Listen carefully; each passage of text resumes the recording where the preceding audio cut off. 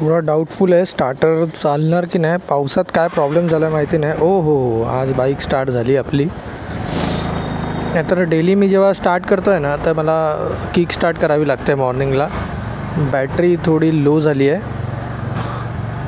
पण आज लक आपला किक मारावी नाही लागली.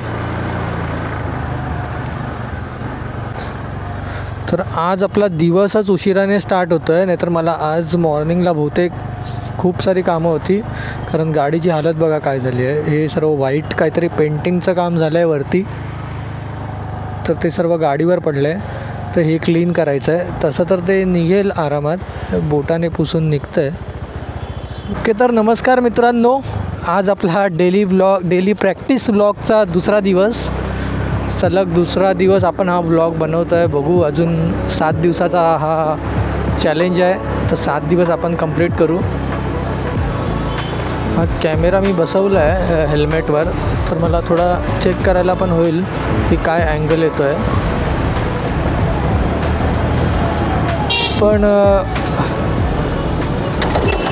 कॅमेरा सेटअपनंतर हेल्मेट खूपच जड झालं आहे माझा. म्हणजे माझ्या नेकवर प्रेशर येतो आहे. बहुतेक मला दुसरा हेल्मेट घ्यावा लागणार की काय असं वाटतं आहे आता मी वापरतो आहे SMKचा टायटन सिरीज.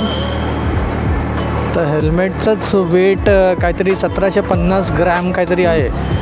त्यात आता हे कॅमेऱ्याचं वेट ॲड करून बहुतेक 2000 ग्रॅमपर्यंत वेट जात असेल. 2000 ग्राम म्हणजे 2 किलो. पण आता परत हेल्मेटमध्ये पैसे टाकणे इतके पैसे नाहीत माझ्याकडे. दादर स्टोअरला जाताना रोज सिद्धिविनायक मंदिराचं दर्शन होते. मग तिथून तर आपला स्टोअर 2 ते 3 मिनिटाच्या अंतरावर आहे.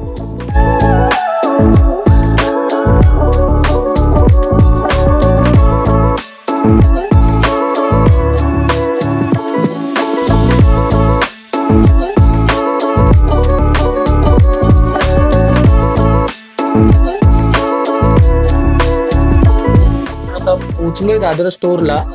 तर तुम्ही पण जवळपास राहत असाल तर नक्की स्टोअरला व्हिजिट करा. सिद्धिविनायक मंदिरापासून जसं मी बोललो 2 ते 3 मिनिटाच्या अंतरावरच आहे. आपला आगर बाजारचा जो बसस्टॉप आहे त्या बसस्टॉपच्या अगदी समोरच आपला स्टोअर आहे. आणि बाईकसाठी पार्किंगचं तर काय टेन्शन आहे. आपल्या स्टोअरच्या समोरच बाईकसाठी चांगली पार्किंग अवेलेबल आहे.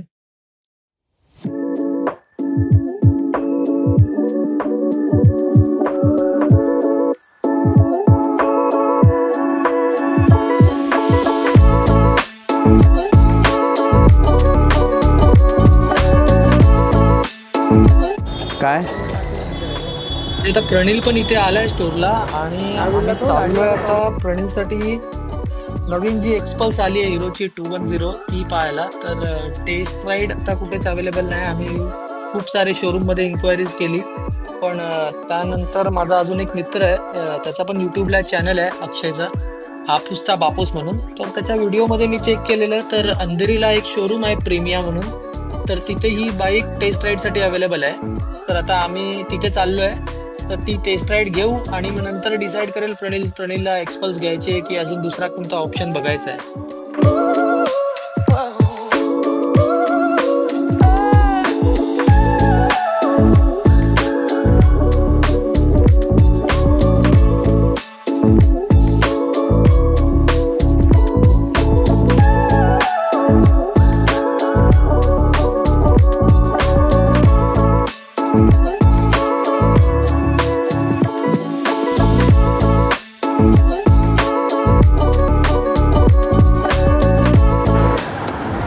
तर आता आम्ही इथे पोचलोय शोरूमला आणि इथे खूप साऱ्या एक्सपल्स मला दिसत आहेत लांबून. बहुतेक डिलिव्हरीसाठी असतील. आणि इथे बाहेरच नवीन गाडीची डिलिव्हरी होते. पूर्ण फॅमिली आली आहे त्याची आणि गाडीची पूजा आणि नारळ फोडायचा कार्यक्रम चालू आहे. तर भावाला अभिनंदन एकदम.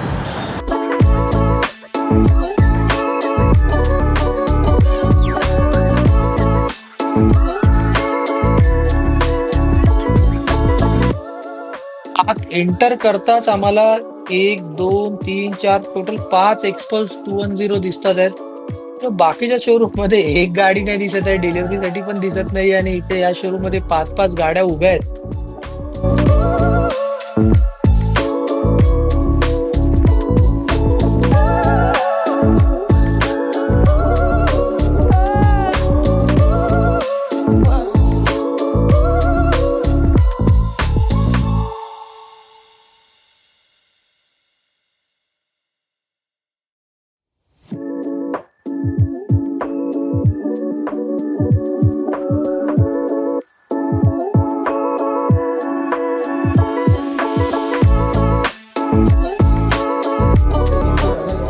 आता इथे लायसन्स देऊन टेस्ट राईड बुक केली आहे, तर लवकरच आपण गाडी चालवून बघू आपल्याला कशी वाटते ते.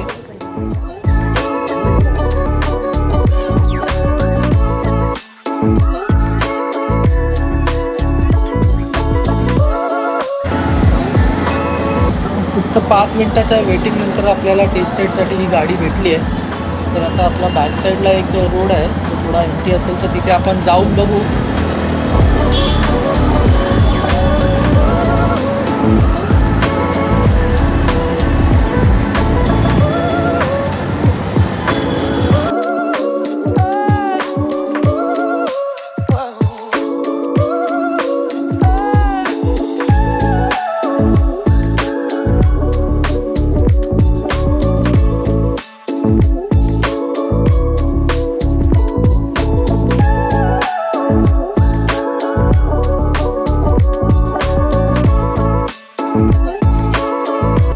जरा गाडी चालवून बघतो कशी वाटते ते.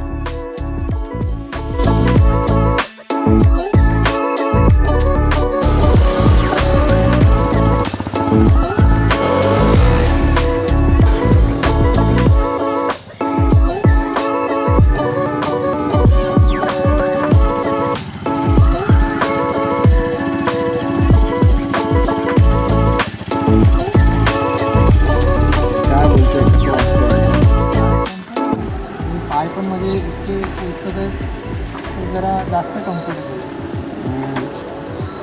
ही पॉवर तर आता आपण कुठे ट्रिपला गेलो, लॉंग राईडला गेलो तर समजून तिथे अंदाज येईल. आता तर पहिल्या दुसऱ्या तिसऱ्या गेअरपर्यंतच गेलो राहतो.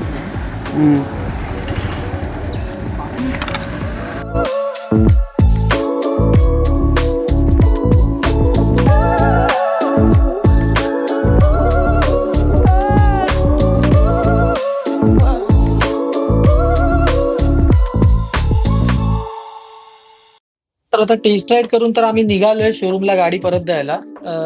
गाडीबद्दल मिक्स रिॲक्शन आहेत प्रणीलचे. तर प्रणीलला जुनी जी आपली एक्सपल्सची 200 होती ती जास्त आवडलेली, पण प्रणीलची हाईट आहे 5.8 इंच, तर त्याला ती थोडी हाईटमध्ये अनकम्फर्टेबल होती, म्हणून तो या गाडीसाठी वेट करत होता. या गाडीची पॉवर जुन्या एक्सपल्सपेक्षा 30% जास्त आहे. परत हिला 6 स्पीड गिअरबॉक्स आहे आणि सस्पेन्शन तर एक नंबर आहे, म्हणजे लॉंग ट्रॅव्हलसाठी एकदम कम्फर्टेबल आहे आणि आपल्या मुंबईच्या रोड्सवरही एकदम आरामदायक रायडिंग अनुभव मिळेल. आणि या प्राइस पॉइंट मध्ये तर ही चांगली गाडी आहे. तर बघू आता पुढचा निर्णय तर प्रणीलचा असेल.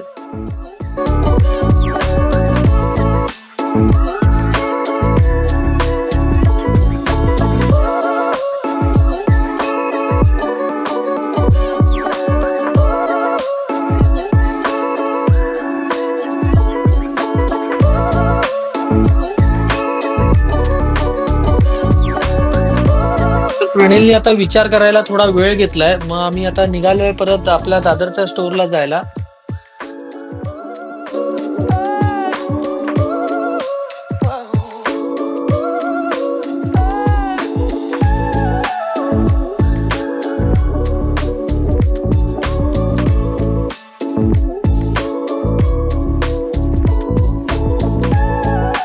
ती वाटेतच आपल्याला माहीमला केटीएमचा शोरूम लागलाय, तर आपण इथे पण जरा थांबलोय नवीन केटीएमची 390 बघायला. तर माझी जी केटीएम ॲडव्हेंचर 390 जुना मॉडेल इथूनच मी घेतलेला.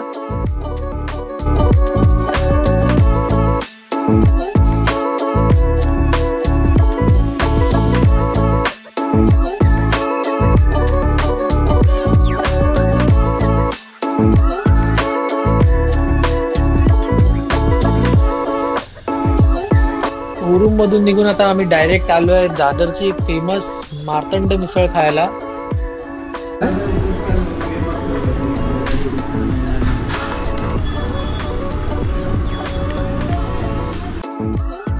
आणि ही आपली मिसळ आली आहे. ही मी मार्तंड स्पेशल मिसळ मागवलेली. ही मिसळ कमी आपल्याला पूर्ण थाली वाटते.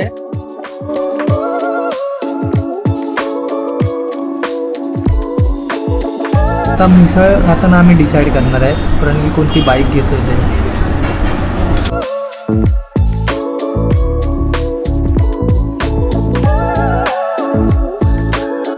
मिसळ वगैरे खाऊन आता आलोय परत स्टोअरमध्ये. प्रणील जाईल परत लोअर परेल स्टोअरला, मी ते थांबणार.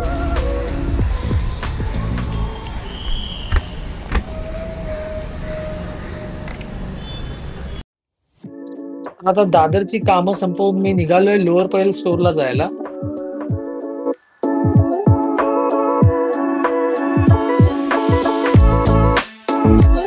लोअर परेलला आता आपल्याला पेंडिंग व्हिडिओजची एडिटिंग करायची आहे आणि स्टोअरमध्ये पण बरीचशी कामं आहेत. स्टोअरला तर आता आपण पोहोचलोय, तर आता काय फटाफट एडिटिंग करू.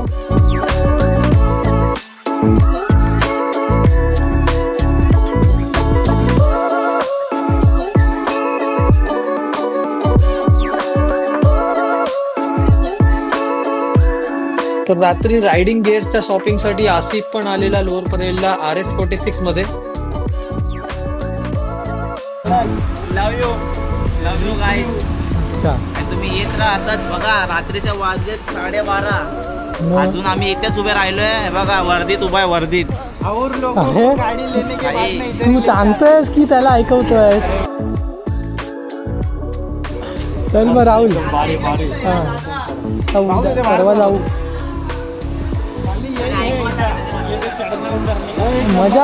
मजा आता नाही.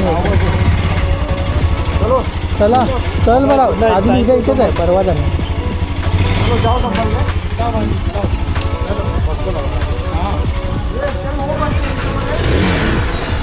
चल दोस्त फिर. अरे मेरा गाड़ी उधर ही है. हाँ चल जा संभल. हाँ तो हम लोग भी निकल के चले. अरे पहले ना उसको पूछता हूँ, अगर लाइट वो बोला ना तो अपन वो मैडॉक का लाइट उधर थाने में लेके उधर से लगा लेंगे. हाँ हाँ उधर लाइट ना, लाइट तो उधर मिल जाएगा, अपने को लगा के भी मिल जाएगा, है ना. अरे हाँ वो MJ कस्टम वाला भी लगा देगा ना फिर. हाँ यहाँ पे अगर इसको पूछूंगा, अगर ये इसको पूछ. हाँ हम लोग लेके आ जाएंगे बोल. तब तक ये होने के बाद तो उधर चले जाएंगे. चल चलो चल.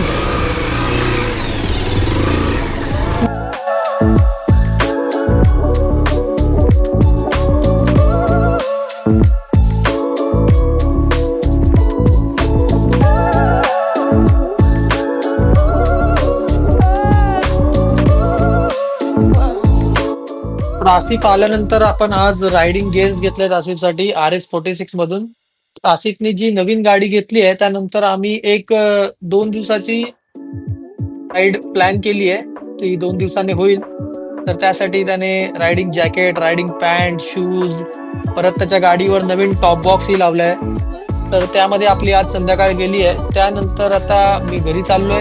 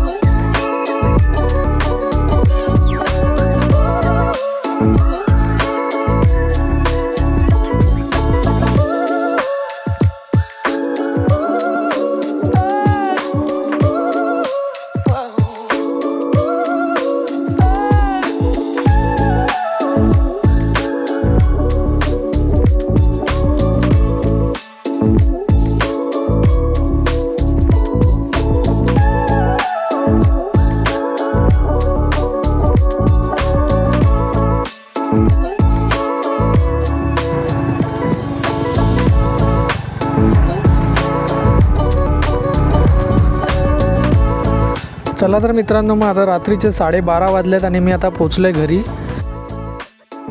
तर आजचा ब्लॉग इथेच एंड करूया आणि भेटूया लवकरच पुढच्या ब्लॉग मध्ये.